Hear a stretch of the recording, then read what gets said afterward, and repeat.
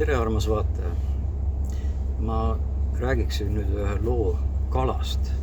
Ma sain kontakti kalaga. See on hämmastav. Me sõitsime Rootsi ja pidime sealt edasi minema rongiga Norra. Seal ootasid sõbrad ja me pidime panema kokku saadetise Eestisse. Põllutööriistu ja traktor ja kombain ja veoauto ja igasugu atrasid ja kultivaatoreid ja kõike. Et see oli nagu Eesti Vabariigi algus ja inimestel oli raske. Ja humanitaarabi ja riided, jalgrattaid ja kõiki sellised asju. Ja reisisime koos missioonikeskuse juhatajaga, üks noor naine. Ja siis me jõudsime Rootsi Estoniaga. Tagasi me ei saanud Estoniaga, sest ta läks põhja. No laeval olles jah, ma tundsin, et see on nagu Titanic. Inimesed pidutsesid, alkoholipudelid käes ja me olime kõige madalamas klassis, istusime toolidel. Siis me lihtsalt palvetasime seal. Ja Rootsi jõudsime siis Stockholmis. Läksime raudteejaama, aga seal Stockholmis olles oli mul väga kummaline tunne. See oli teistmoodi kui Eestimaa. Seal oli kuidagi steriilne, selline ratsionaalsuse vaim nagu valitses. Ma ei näinud ühtegi lindu lendamas, ühtegi hulkuvat koera või kassi, et midagi sellist, mis niisama liigub. Niisama ilma eesmärgita või midagi sellist ei olnud ja kuidagi mul oli ei olnud hea tunne. Jõudsime raudteejaama, aga seal keset raudteejaama oli üks suur akvaarium, selline ümmargune, nagu teatripostament, millele kleebitakse neid afiše. Ja see oli kõrge ja suur ja selline. Ja võt siis mind tõmbas sinna akvaariumi juurde. Ja ma lähenesin sellele ja seal üleval pool oli parv ilusaid kalu, sellised hõbedased. Nad olid ühte liiki ja kui ma lähenesin, siis nad hakkasid niimoodi liigutama ennast ja ujuma ja nagu demonstreerima või et kui ilusad nad on ja vaadake mind, vaadake meid ja et vaimus nagu tajusin ja jõudsin akvaariumi juurde, siis nägin, et seal põhjas oli üks suur inetu, võib öelda, suur kala vuntsidega selline. Nagu mina, selline inetu kala.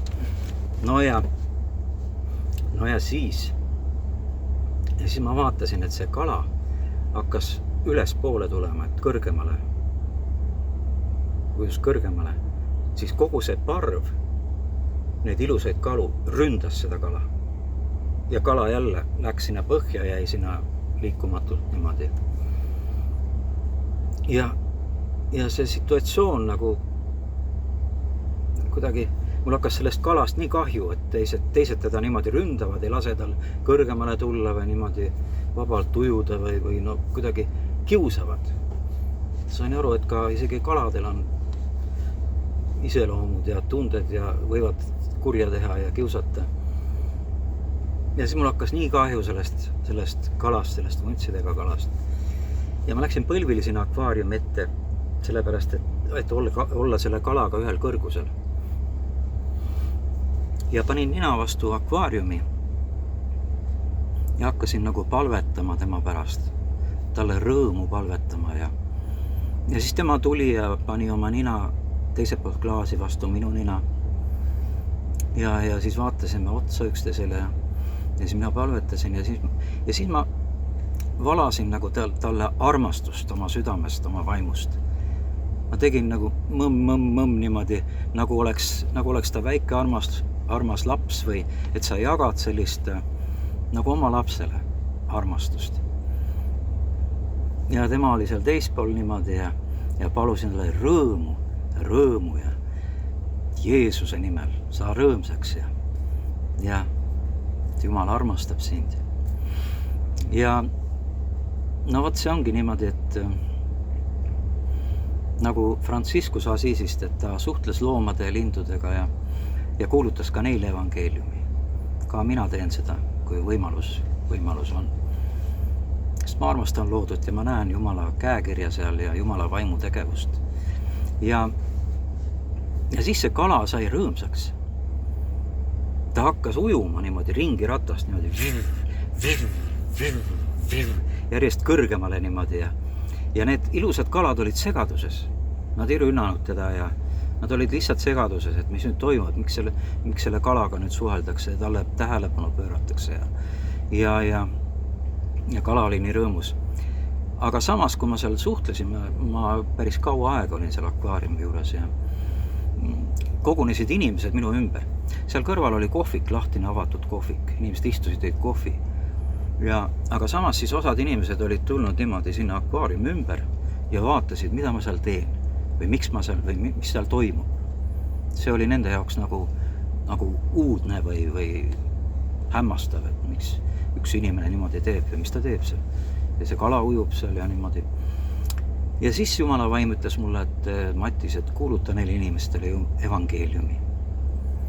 Ja mina vaidlesin vastu, et mis mina sellest väiksest Eestist nüüd siin ja nemad ilusad inimesed, tublid, töökad ja rootslased, et mis ma neile ikka räägin, mis mul neile rääkida on.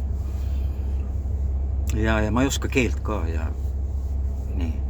Aga Jumala vaim ütles, et aga su reisikaaslane oskab väga hästi inglise keelt, ta võib tõlkida. Ja ma ütlesin seekord Jumalale ei. Ja ma nagu, et seekord jäi see ülesanne täitmata. Aga see, hiljem ma olen ka olnud sõnakuulelikum. Aga see, et ma sain kalaga kontakti, see on nagu hämmastav, et kõik kalad, linnud, loomad, koerad, kassid, kõigil on iseloom, tunded, kõik tunnevad rõõmu. Kala isegi tunneb rõõmu ja kala võib olla kade ja kiuslik. Nii et ka nemad on Jumala loodu. Jumal armastab oma loodut ja meie peame valitsema loodu üle armastusega. Kõike head sulle vaataja!